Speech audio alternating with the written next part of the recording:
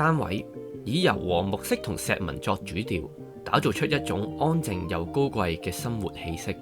一入屋就係開陽客飯廳設計，幕牆一路延伸到電視牆，大理石紋茶几同餐台互相呼應，整體乾淨利落又有層次。飯廳採用暖光吊燈同鏡面背板設計，令空間更加明亮開放。開放式走廊連接廚房，石紋地面延續整體風格，令空間更加立體自然。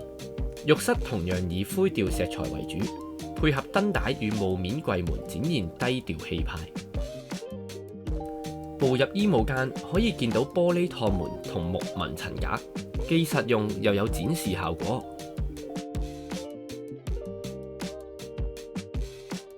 書房則以簡潔線條配合自然採光，無論工作定係閱讀都相當舒適。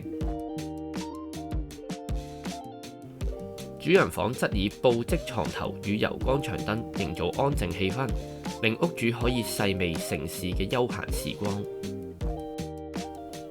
整個設計並冇過多嘅花巧，而係選擇以柔和木色同石紋打造出一種安靜又高級嘅生活感。